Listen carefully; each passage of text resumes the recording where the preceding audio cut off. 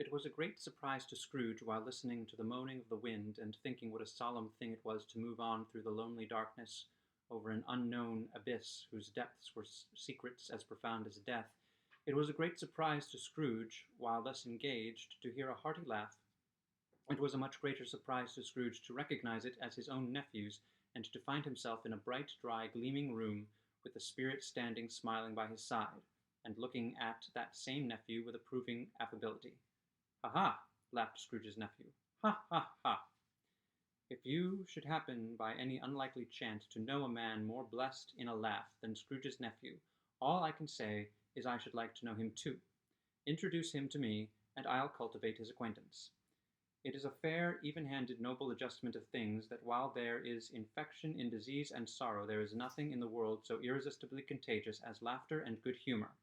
When Scrooge's nephew laughed in this way, holding his sides, rolling his head, and twisting his face into the most extravagant contortions, Scrooge's niece, by marriage, laughed as heartily as he, and their assembled friends, being not a bit behindhand, roared out lustily, "Ha ha! Ha ha ha! He said that Christmas was a humbug, as I live," cried Scrooge's nephew. "He believed it, too." "More shame for him, Fred," said Scrooge's niece, indignantly. "Bless those women.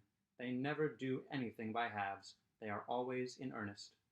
She was very pretty, exceedingly pretty, with a dimpled, surprised-looking, capital face, a ripe little mouth that seemed made to be kissed, as no doubt it was, all kinds of good little dots about her chin that melted into one another when she laughed, and in the sunniest pair of eyes you ever saw in any little creature's head. Altogether she was what you would have called provoking, but satisfactory, too. Oh, perfectly satisfactory. "He's a comical old fellow," said Scrooge's nephew. "That's the truth, and not so pleasant as he might be. However, his offences carry their own punishment, and I have nothing to say against him." "I'm sure he is very rich, Fred," hinted Scrooge's niece. "At least, you always tell me so." "What of that, my dear?" said Scrooge's nephew. "His wealth is of no use to him. He don't do any good with it. He don't make himself comfortable with it. He hasn't the satisfaction of thinking, ha ha ha, that he is ever going to benefit us with it." "I have no patience with him," observed Scrooge's niece. Scrooge's niece's sisters and all the other ladies expressed the same opinion. "Oh, I have," said Scrooge's nephew. "I am sorry for him. I couldn't be angry with him if I tried. Who suffers by his ill whims? Himself, always. He takes it into his head to dislike us, and he won't come and dine with us. What's the consequence? He don't lose much of a dinner." "Indeed, I think he loses a very good dinner," interrupted Scrooge's niece. Everybody else said the same, and they must be allowed to have been competent judges, because they had just had dinner, and with the dessert upon the table, were clustered round the fire by lamplight. "Well, I am very glad to hear it," said Scrooge's nephew, "because I haven't any great faith in these young housekeepers. What do you say, Topper?" Topper had clearly got his eye upon one of Scrooge's niece's sisters, for he answered that a bachelor was a wretched outcast who had no right to express an opinion on the subject, whereat Scrooge's niece's sister, the plump one with the lace tucker, not the one with the roses, blushed. "Do go on, Fred," said Scrooge's niece, clapping her hands. "He never finishes what he begins to say. He is such a ridiculous fellow." Scrooge's nephew revelled in another laugh, and as it was impossible to keep the infection off, though the plump sister tried hard to do it with aromatic vinegar, his example was unanimously followed. "I was only going to say," said Scrooge's nephew, "that the consequences of his taking a dislike to us, and not making merry with us, is, as I think, that he loses some pleasant moments which could do him no harm. I am sure he loses pleasanter companions than he can find in his own thoughts, either in his mouldy old office or his dusty chambers. I mean to give him the same chance every year, whether he likes it or not, for I pity him. He may rail at Christmas till he dies, but he can't help thinking better of it, I defy him, if he finds me going there in good temper year after year, and saying, 'Uncle Scrooge, how are you?'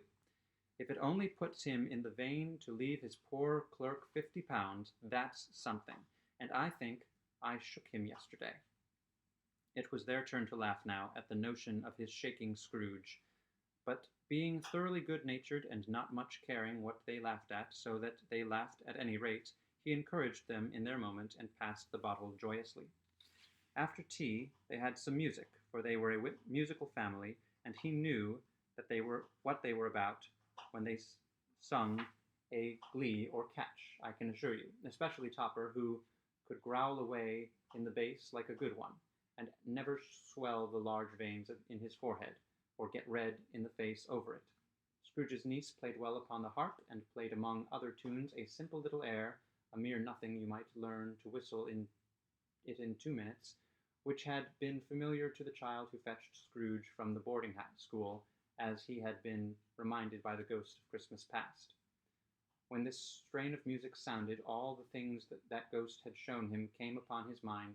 He softened more and more, and thought that if he could have listened to it often, years ago, he might have cultivated the kindness of life for his own happiness with his own hands, without resorting to the sexton's spade that buried Jacob Marley.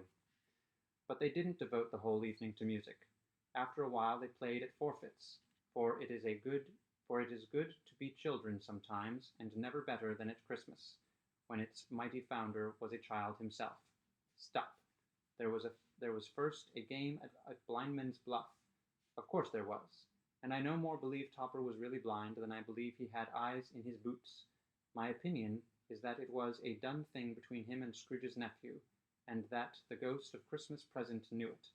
The way he went after that plump sister in the lace tucker was an outrage on the credulity of human nature. Knocking down the fire-irons, tumbling over the chairs, bumping up against the piano, smothering himself amongst the curtains, wherever she went, there he went. He always knew where the plump sister was. He wouldn't catch anybody else. If you had fallen up against him, as some of them did, on purpose, he would have made a feint of endeavoring to seize you, which would have been an affront to your understanding, and would instantly have sidled off in the direction of the plump sister. She often cried out that it wasn't fair, and it really was not.